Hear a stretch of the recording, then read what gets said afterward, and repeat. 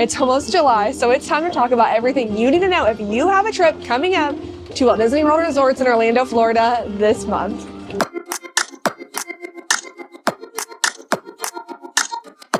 If you're new to our channel, we cover everything you need to know happening in the park, all the need to knows in 10 minutes or less each month to give you kind of a heads up of what's happening. Now, we don't cover every little closure when it comes to some of the smaller restaurants or shops inside of the resorts, but we do cover the bigger ride refurbishments, events happening, and like I said, just everything you need to know that's a big deal to know. If you usually watch our videos and you've noticed the last couple of months I've kind of been slacking a little bit on these update videos for Disney, I apologize. My mom actually passed away in March, and it has just taken me a couple months to stay on track and get back to it with these videos.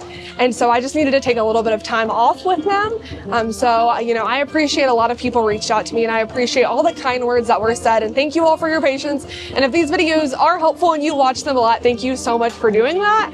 Subscribing to our channel, watching these videos is how we can do what we do. So anyway, let's get to it, starting with events.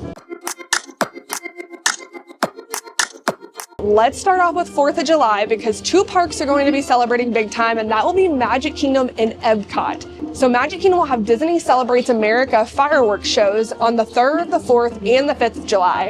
And Epcot will have Heartbeat of Freedom on July 3rd, 4th, and 5th. This fireworks show at Epcot will take place directly after Luminous, the Symphony of Us fireworks show.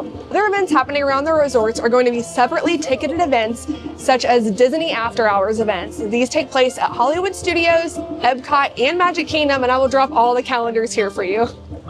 If you have ever wanted to hang out at a water park at night, Disney's Typhoon Lagoon also has their H2O Glow After Hours event. And this event also happens at other nights throughout the month of July. It is also a separately ticketed event, and I'll drop those calendar times here for you too. That's going to be all for events. Let's talk about ride refurbishments.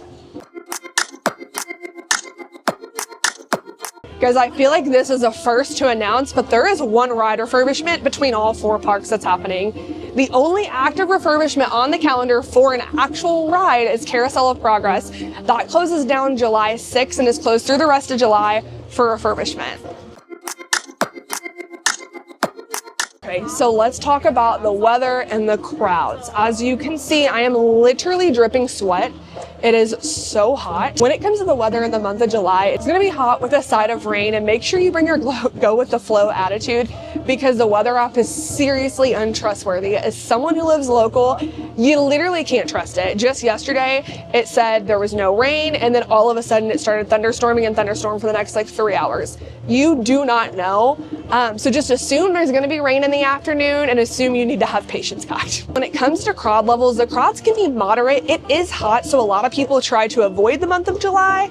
July 4th is an exception. That weekend and around it are going to be extremely busy. So those parks are going to be crazy for those days, especially for the fireworks shows. Towards the end of the month, it's going to die down a little bit, but it's also hurricane season, so some people avoid this month because of that too. My big tip for that would be to hang out. If you can tough out the afternoon storms that happen almost every day in Florida, try to, because a lot of people get scared from them and they leave the park. They think it's going to last all afternoon, and most of the time, not all the time, most of the time it's just for a quick 20 minutes, maybe even an hour. So if you can find an indoor attraction, a show, a restaurant, something to do while it's raining, you will have a leg up because most people have already headed back to the resort. Lastly, we are going to talk about other news or other things happening at the parks or resorts. This is a big operational change that just got announced, and it actually started today, June 28th. Disney Springs will no longer allow you to park for free there and bus to a resort if you do not already have a resort reservation or a dining reservation or an activity reservation. Even with that being said, you also have to be within 2 hours of your reservation. So if you have dinner plans at 3, you can't bus over to the resort at 11 and just hang out until then. You wouldn't be able to get on the bus until 1. They are scanning magic bands and checking tickets and checking the My Disney Experience app. So just take that into account while you are here on your trip, if that is something you are wanting to do. you have a Disney resort reservation though, do not worry. You will be able to get on the bus and go to your resort, go back and forth to Disney Springs. You just have to show one of the cast members when getting on the bus. Lastly, Cool Kids Summer is in full swing here and is happening the entire month of July.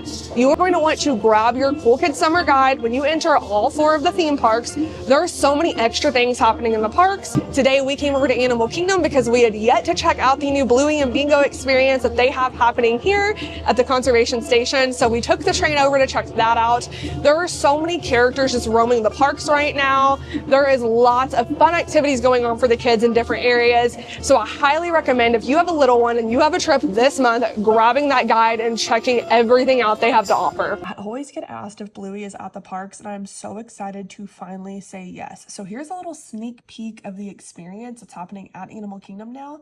I will be honest, I was a little bit nervous because it's not exactly a Bluey and Bingo meet and greet per se, but you hang out with them. However, our daughter was so excited and honestly had so much fun. And I think Bluey and Bingo do a great job of kind of making their rounds and getting near all the kids throughout the experience.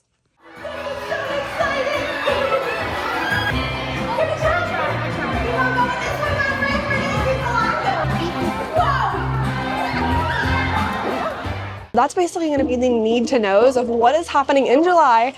If you have a trip coming up to Walt Disney World Resort in the month of July, we hope you have the best time and safe travels.